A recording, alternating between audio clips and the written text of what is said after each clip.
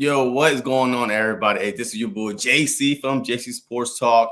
And today I have a special guest that's about to come on in just a few seconds to talk about the Philadelphia Eagles, to talk about the upcoming NFL draft about 10 days away. Is a special treat. And he tweets all the time. I follow him. A lot of people follow him. So definitely, if you like what we're about to talk about, go check him out on Twitter and his YouTube. His link is going to be in the description. So definitely worth checking out. And also hit that like button and hit that subscribe button for your boy. If you're not subscribed, on the road to 4K. Come on now, what you waiting on? Help your brother out. Even y'all haters out there, Cowboy fan, I ain't got no beef with nobody.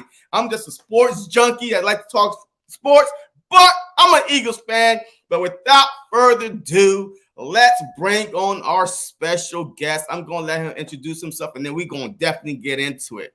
What is going on, my guy? How you doing? I'm doing well, man. I love the background. Right now, I'm kind of feeling a little jealous. I got crappy Maple Leaf pictures on the back, and you got a whole Eagles man cave. So you're outdoing me. It's all good, man. Hey, it's all love. Ain't no competition here. All love, man. So real quick, man, just let everybody know a little bit about you before we get into it. Yeah, so my name is Brenden Deeg. I'm actually born and raised in a small town outside of Toronto, Ontario. So I'm a Canadian boy. I am an NFL news editor for The Score. That's what I do full time now. I've been there about 9 months. So yeah, man, I worked after university. I played football at York University in Canada. After that happened, I loved the sport, wanted to stay in it. So I thought the best way to do it was creating content. Wrote for like 5-6 years on multiple websites. Started a podcast about 2.5, 3 years ago, I think, and kind of worked all the way up to get a full-time job at The Score. So that's pretty much the life of Brenden Deeg. And I'm a big Eagles fan. I'm guessing that's something that's important too.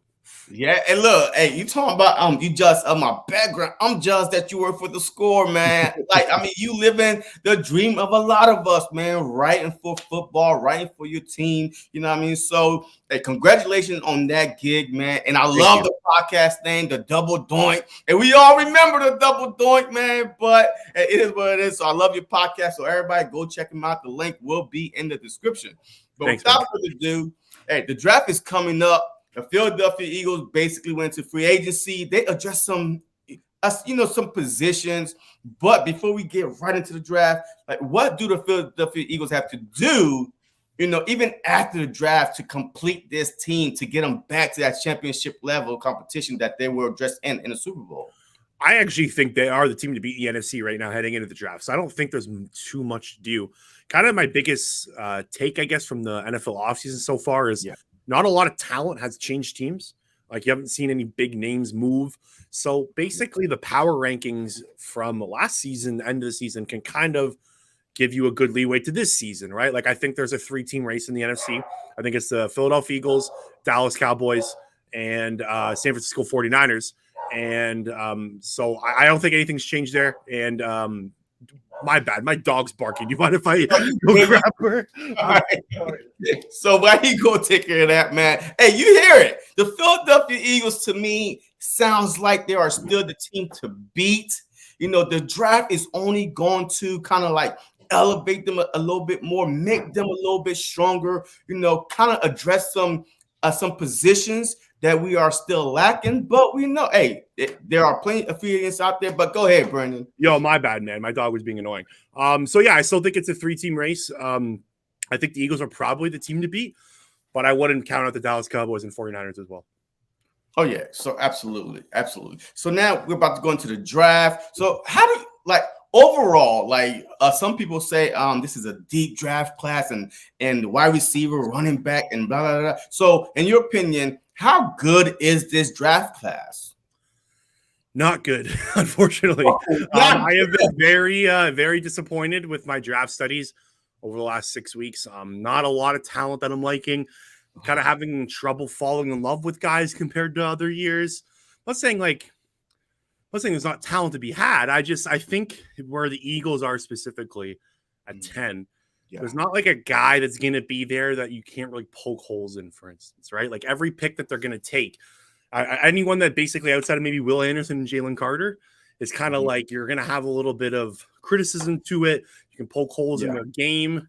So that's kind of a funny aspect for the Eagles. Is 10 maybe not the best spot to be in, but and just like the tie-in talent isn't there. Like I said, Will Anderson, Jalen Carter are awesome, and the quarterbacks are awesome. Like I think the 4 top quarterbacks, Will Levis, Anthony Richardson, Bryce Young, and CJ Stroud, are all worth top 10 picks. Eagles just don't need a quarterback right now, so they're not involved in that aspect of things. So it's a weird draft class for position players.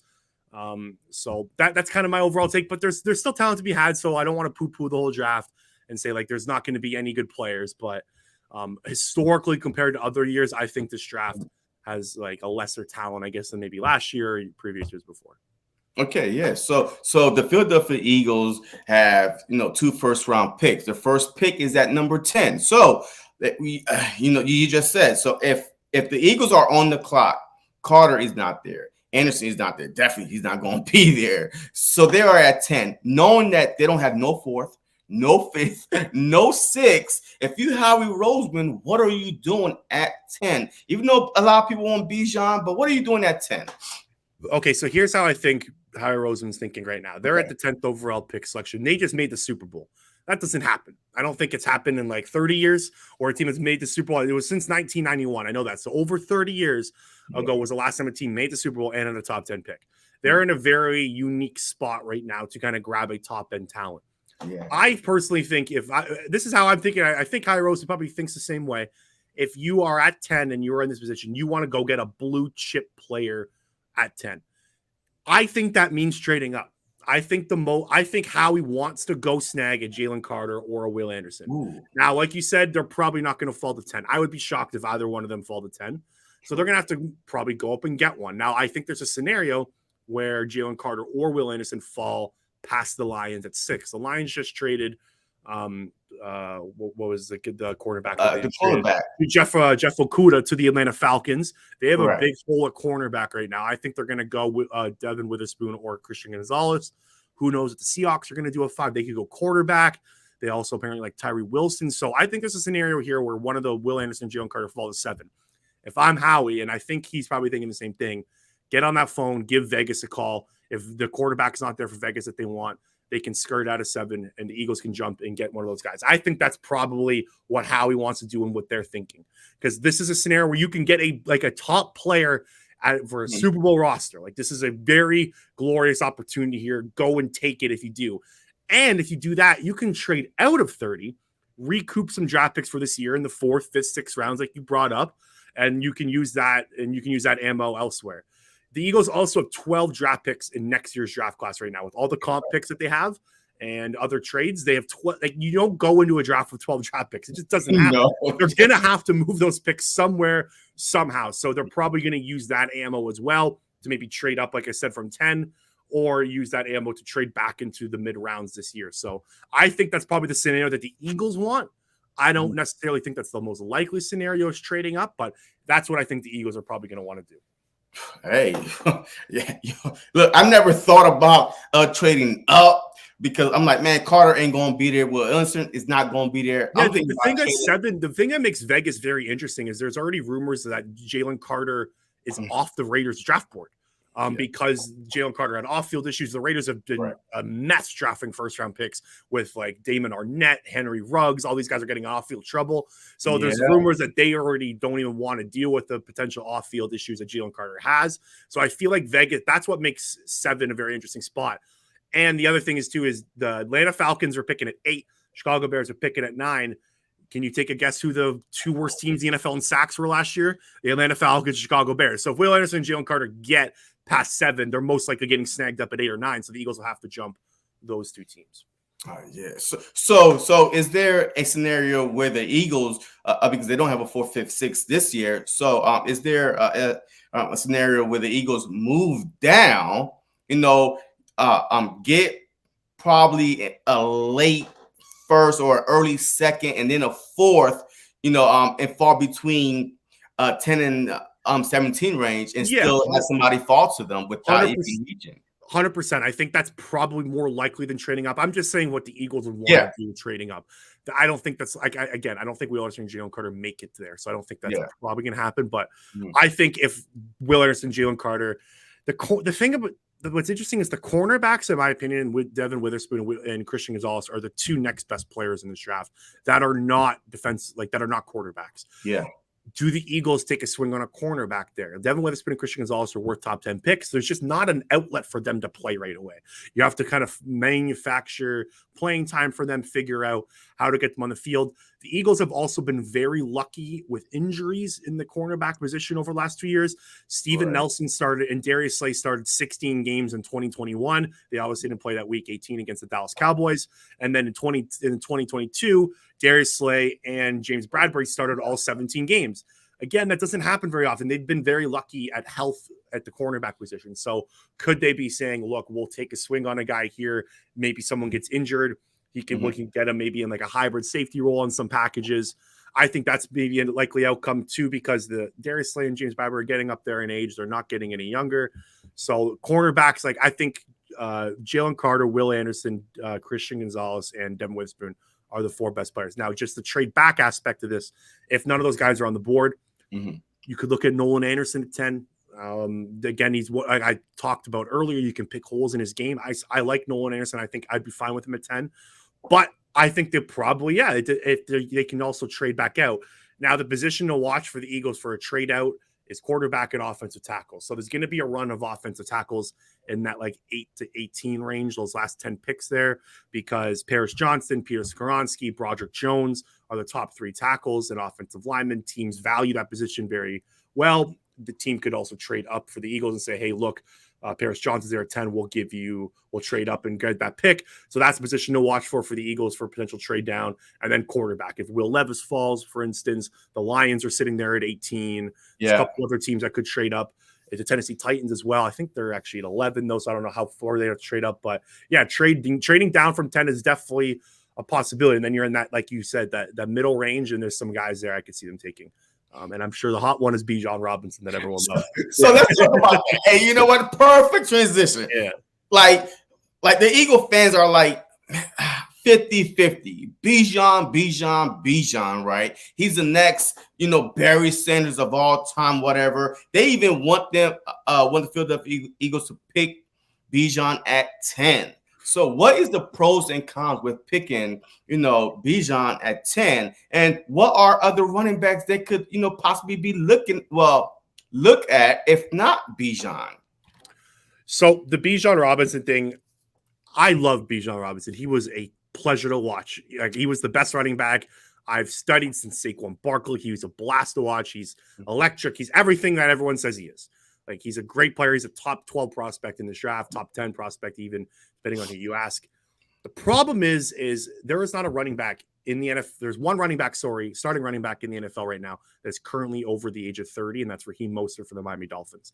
Running back is a short shelf life. You don't play it. You don't sign, teams don't usually sign running back to second contracts after those 4 or 5 years of your rookie contract. You're probably going elsewhere. So if you're drafting Bijan Robinson, you're projecting for him to be on the team for 4 to 5 years. Is that worth the 10th overall pick? And a lot of people will say no. Now, I am a believer that using a 10th pick on a running back is a bad resource, even how good Bijan Robinson is. I wouldn't do it at 10. I would be fine with it. They did it because it'd be exciting. I would love it. Like, you get to see Bijan on the Eagles offense, blow the roof off everybody. Exactly. I'm down. I'm down. I'm excited to watch it. I just don't think it's a good use of resources at 10. Now, if you trade out at 10 and you get in that 15 to 16, 17, 18 range, the gears start turning for me, and I think you can justify that pick. An interesting comparison I heard from Dane Brugler, who I had on my podcast. He brought this up after the show. He said that Garrett Wilson, who was wide receiver drafted from the Jets last year, I think he was at 10. His average contract for 5 years was about $5 million for the rookie contract. If the Eagles can get Bijan Robinson on a $5 million contract for 5 years, that's very good value. That is the 18th highest paid running back in the league. That's good value for Bijan Robinson. He could argue be a top 5 running back, right? So the money aspect is really important to this, because the higher you draft a player, the more money you have to pay them. So, and the Eagles don't historically spend money at the running back position. So that's definitely something that's in Howie Roseman's mind. So if they pass on Bijan, right? Let's just say they take Nolan Smith, or whatever. So what other running backs out there could they possibly, just based on the scheme that they run, could fit the Philadelphia Eagles well? That the Eagle fan would be like, okay, you know what? I like this pick right here. I like this running back right here. Yeah, so I actually just did an episode on this on my podcast. Me and Thomas Pearson went over some running backs that could interest the Eagles. There's a couple names at the top. So Jahmyr Gibbs is a guy that I would definitely keep an eye on. He is fun, man. He's electric. The thing that I really like about Jahmyr Gibbs is he's more of he can play wide receiver. Like he led the Alabama last year in receiving yards. He was electric out of the slot position. And that's where you can see him taking snaps over a Quez Watkins. You can put him on the field over Quez Watkins. You can have A.J. Brown, Devonta Smith, Jahmyr Gibbs on the wideouts, Rashad Penny or Kenneth Gainwell at halfback with Dallas Goedert at tight end. That's an electric do. Ain't nobody stopping that. Exactly. You're going to get defensive coordinator headaches all year trying to figure that out. And he's a solid runner. The problem is with Jahmyr Gibbs, he's short, he's small, he's light. Those type of running backs don't usually take hits very well. How long can he last in the NFL? You have to dissect all those things. Is he worthy of the 30th pick? I was on the fence for it, and I'm starting to believe, yes, it's fine. Take him at 30. If he's there, I'm okay with it.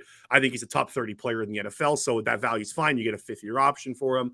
So Jahmyr Gibbs is a name to watch at 30 for the Eagles. The guy that I really, really like, and I picked 62, I'm starting to really invest myself in, is Tajay Spears out of Tulane. Oh, I'm all over this kid, man. He's lateral quickness is off the charts. He reads the field so well. He's got the best eyes, in my opinion, out of this draft class besides Bijan. He tied for the nation lead in touchdowns last year with 22. He had over 6 yards to carry at Tulane in every single season there. He's awesome in pass protection. He actually had a quote that I really liked. He was asked about pass protection. He said, "The quarterback is my best friend, and my job is to protect my buddy." I thought that was an awesome quote that I heard from him. I'm all over Tajay Spears. He's been my favorite running back outside of Bijan Robinson to watch. Film study, I think he's got it all. I think he can be a 3-down back. He's more of a pick 62 guy. I would run to the podium and take him at 62 if they don't take a running back before that. I don't know how the Eagles are going to like him. He fits the zone run scheme that they run. So I'm all Tajay Spears. I'm planting my flag in for the Eagles as the other running back. Now there's a few other ones that they can take a look at. Devon A-Chain at a Texas A&M is fun. He's electric. He ran 4.32 40-yard dash, which is insane. I posted a clip on my Twitter of like his acceleration out of a kick return that I was kind of blown away by. Yeah, I saw that. I've never seen a player accelerate like that. The thing is with Devon A-Chain, he's smaller than Jahmyr Gibbs. He doesn't do well with contact. He doesn't have the greatest vision. Like he's more of a weapon style, so you kind of have to figure out ways to get the ball in his hand. Like I don't think he's a 3-down back in the NFL. He's awful at pass protection too. So I don't know. I think he's worth a 2nd-round pick, but he's more of a tough study for me and a tough evaluation, like projecting him to be a 3-down running back like I think Tajay Spears can be. A couple other names, Zach Charbonnet out of UCLA. That's my guy. That's my guy. Just based on Gainwell, like this type of style, the 1-2 punch. I mean, that's who I'm looking at. If we don't take, a Bijan, I feel like a big body. Hey, he averaging over 7 yards per carry. I mean, this dude is a monster. So, but go ahead. Okay, let me throw this your way with Zach Charbonnet. His stats are awesome. Like he was first in EPA per carry in the nation last year. So that means he was the most efficient runner out of all college running backs last year. Like you said, 7 yards a carry. He had over 1,100 yards in back-to-back years and 13 touchdowns in back-to-back years. He's good in pass protection. He had 24 carries of 15-plus yards, 9th in the nation. All that's great. He doesn't match the eye test for me, man. When I watch him, I don't know. I'm missing something, but I spoke about this in the podcast with Thomas. I've never seen a player with such good stats and my eyes not matching what I'm seeing to those stats. But the thing about him is he's got the 3-down body. He's big, like you said. He can be a workhorse in the NFL. But Thomas also brought up a good point on the podcast about him is I think with Charbonnet is you need to give him a volume of touches. He's not a guy that you can just like roll in a rotation. You got to be your number one guy or nothing. So I respect you for loving Charbonnet. Don't get me wrong. And I think I wouldn't take him to the 3rd round. I have some worries about just like the overall, like the breakaway speed. and whatnot. And the amount of touches that he got at UCLA is pretty concerning. He's an older back. I'm kind of an ageist when it comes to the draft. Yeah. Like I like my guys young. I like 2021-year-olds. He's going to be 23 by the time the season starts. So that kind of worries me as well. But he's also a guy that I think they can take a look at. And the last guy that I wanted to bring up is Tank Bigsby. Out of Auburn. He's fun, man. To go watch a Tank Bigsby. He's electric. He's a guy that I also look in the third round. I don't know if I'm there at 62, maybe. But in the third round, I'm definitely like a Tank Bigsby. All right. So before we wrap this up, I know you are a busy guy. So give me a sleeper that nobody is really saying, man, this guy. Yeah, I don't know about him, and he might slip maybe to third, fourth, maybe even the seventh round. I don't know, but just give me a sleeper that you've been looking at that teams should be should be on team radar. That's a good question. Do you want offense or defense? I can probably give you. It doesn't matter. Okay, so I'll give you a couple. I'll give you on defense. I'll start with Keanu Benton. I don't know how far he's going to fall. Defensive tackle to Wisconsin. Really like him. I think he's actually like defensive tackle 2 or 3 in this class. I'm not a big Brian Breezy guy at Clemson. Keanu Benton kind of screams maybe the Eagles. He can fit in that rotation pretty well. So I really like him. I don't know if he's exactly a sleeper, but I like a Keanu Benton maybe in the second or third round. Yeah, to Wisconsin. Yeah, defensive tackle. A wide receiver I'm starting to really like, and this is a sleeper. It's Marvin Mims out of Oklahoma, baby. Give me some Marvin Mims. He ran under a 40-yard dash. He's a little small. He's on the 5'10" side, but he's shifty. He's good in the screen game. Marvin Mims is a guy that I'm starting to really like. He's more in the third, fourth round. So the thing with the sleeper is I'm starting to kind of get my day 3 picks. That's my episode on my podcast in a week. So I'm a little early there, but those are 2 guys that I do like potentially for the Eagles as well in the later rounds. So, how do you like Tank Dell for the Eagles? I like Tank Dell. I went in to watch Tank Dell, and I came out loving Clayton Tune, the quarterback at Houston. I was like, so I went in to watch Tank Dell, and I was like, who's making these throws? Like, this guy's awesome. And it was Clayton Tune, and then I just went down a Clayton Tune rabbit hole for like a day, and I was like, yo, why isn't this kid Clayton Tune not getting more love? Like this, I thought Tank Dell and Clayton Tune were like an electric duo together. They were awesome in the red zone last year. I also like Tank Dell, but it's funny. Like I think Clayton Tune's getting he's getting underrated, and I think he's going to ball in the NFL. If Taylor Heineke can win some football games, Clayton Tune can win some football games. Yeah. All right. So my last question for you before we wrap it up: the Philadelphia Eagles, their linebacker core is a little shaky. Their safety position is a little shaky. So are you comfortable going into the season? Let's just say, regardless of who we draft, are you comfortable going into the season with the linebacker core that we have, with the safety position that we have? If not, who's out there that you feel like that the Philadelphia Eagles could even bring in the free agency market or trade for even?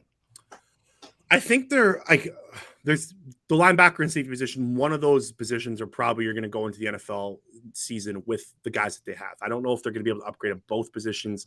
And look, every team has holes, right? Like you can't have a perfect roster. So I think it's fine. Like the safety position, they've got Reed Blankenship and some guys there. At the linebacker position, they have Nick Morrow and Nakobe Dean. I think that's a little underwhelming. At safety, I like that from the Pittsburgh Steelers. God, what's his name? Why is it slipping my head? This is bad podcasting. Who's the safety that they signed for Pittsburgh? Edmund. Yeah, Tremaine Edmonds. Sorry, yeah, right? Tremaine Edmonds. Yeah, Tremaine Edmonds. Yeah. So that's a good pickup. Yeah. So I think that's fine there. Like it's one of the bottom safety cores in the league. Same with linebacker. The safety position, I saw a couple names thrown around from the same team. Actually, the Arizona Cardinals are a team to watch out for Budda Baker and Isaiah Simmons. Yeah, so Budda Baker actually took Arizona out of his Twitter bio, I think, yesterday or a couple of days ago. So it sparked some controversy. He's due, I think, $16 million in 2023 and $17 million in 2024. He's only 27 years old. It's still a young kid. So I think whatever team trades for him is going to want to turn that cap hit around, sign him to an extension, and can maybe lower those cap hits. I don't know if Budda Baker is really an option, but Isaiah Simmons is probably a guy that is going to intrigue the Eagles. He kind of reminds me of last year's C.J. Gardner-Johnson as well. Like he's due for a contract at the end of this year. He's kind of been a flop at Arizona. They're trying to reset everything there. So I'd keep an eye on for that. The linebacker position, I think they're going to probably go in with Nakobe Dean and Nick Morrow, unless they draft a guy. There's some guys that you can look in the draft in later rounds. There's a really weak linebacker class though as well. So this is probably like a 5th, 6th round if they have those picks after trades. So yeah, that's going to be the thing that everyone's going to be talking about in June, July, and August is the safeties and linebackers, and that they're going to be weak. But Eagles have a top 3 offense going in, or they had a top 3 offense last year. They're bringing the majority of those guys back. They're going to add some talent in the draft, win through the offense. The defense last year, look what happened in the Super Bowl. They lost the Eagles Super Bowl, right? Got a new defensive coordinator coming in. So I wouldn't worry too much about it. Let's see how it plays out. But that's going to be the topic of conversation is how the Eagles are going to not make the playoffs because of linebackers and safety, not make the Super Bowl because of this. And you know what? The Eagles have never been good at safety and linebacker. Besides, since Brian Dawkins has left, and Malcolm Jenkins, I guess, was in there as well. But up the middle of the defense, the Eagles just have never been that good since I've been a fan. So it's nothing new, I guess. All right, look, hey, it was a pleasure having you on, man. Hey, one last time, man. Look, if you're not following this guy on Twitter, man, go follow him on Twitter. He's like he see the future before it even happened. You tweet a couple things happened in free agency and it actually came true. So definitely go follow him, go check him out on Twitter, and also all his link will be in the description, man. So any last words before I let you go, man? No, man. Thank you so much for having me on. Appreciate you. You're awesome. Love the show. And yeah, let's talk soon. All right, brother. Hey, go Birds. Yo, man. Yo, what an awesome show that was, man. So, but anyways, man, we are here, man. The draft is right around the corner, man. The Philadelphia Eagles. The Philadelphia Eagles are about to be on the clock at number 10. And the biggest mystery is, what will the Eagles do at number 10? Will they trade up, like Brenden said, and try to package a deal together? Go get a Carter. Go get a Will Anderson. Will they do that? Or will they sit tight, see if those guys are off the board, and trade down and try to get a 4th, a 5th, a 6th, something, and try to get some more draft picks? You know Howie Roseman. If we know Howie Roseman, he's not going to sit like on his thumb, not doing nothing for like 3 rounds. That's not happening. That's not happening. So I am expecting a big trade on day 1 with the Philadelphia Eagles, either up or down. But me, I think they might trade down, but it depends how far. Like you said, the quarterbacks, like 4 quarterbacks, I believe will go off the board in the top 10. I believe that Bryce Young will be gone, CJ Stroud, Anthony Richardson, and somebody is going to reach for Will Levis. I mean, somebody is going to reach for him. So that means that's 4. We at 10, and now we know the defensive line with Jalen Carter, Lucas Van Ness. I mean, there's a lot of possibility. A lot of players could go off the board. Would Howie Roseman trade up? Can he possibly trade up? Whoo, man, I don't know.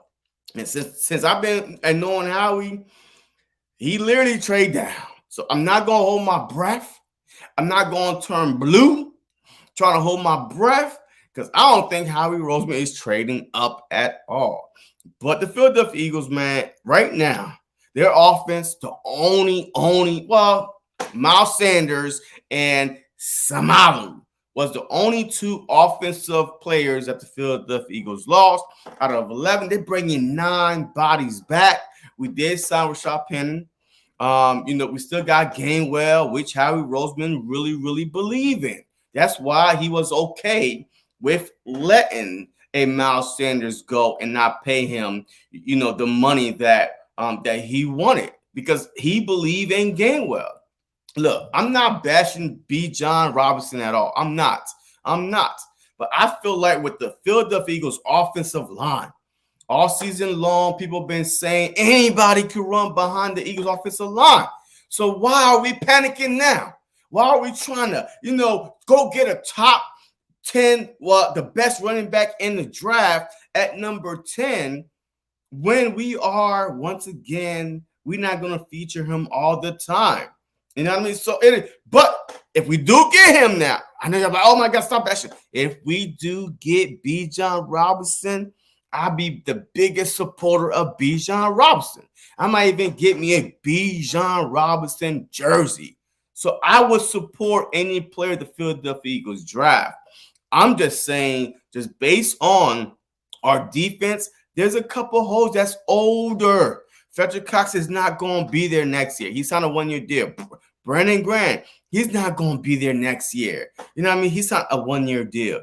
Big Play Slate is getting older. Bradbury, he's going to be here, but we always, like, I'm tired of going out on the market and grabbing DBs. So maybe, we trade down and maybe somebody fall just onto our laps. But I don't want the Eagles to reach and bam and spam, like and a bust. I just don't want them to reach. But if they're reaching for a Carter, Nolan Smith, even if he falls down to us, I'm happy to get him. But overall, man, this was a great show. Definitely with my special guest, Brenden Deeg. If you're not following him on Twitter, go ahead and follow him. Like I said, all the links are in the description. If you're not subscribed to his double doink, we all know that double doink, man. The Chicago Bears, after the Super Bowl, we went back to the playoffs. The double doink happened, and then we went to the divisional round, and Alshon Jeffries dropped the ball. But who knows? We could have went to the Super Bowl again, but we'll never know. But this was great, man. I appreciate him coming on. But definitely, man, look, Eagle fans, don't worry. The draft is right around the corner. All these mock drafts, all these predictions are going to go boom, because we don't know what Harry Roseman is going to do. And that's what I love. You know what I mean? And we could do mock drafts until we blew in the face. But guess what? On draft day, boom, it's going to explode on everybody's face. If not, it is what it is. But as always, man, it's your boy. Hit that like button. Hit that subscribe button. Your boy is on the way to 4K. I don't like to bag, but please hit that subscribe button for your boy. On the road to 4K, 3.75, 3.76 right there. But I'm very close to 4K, and you could help me out. But as always, man, go Birds.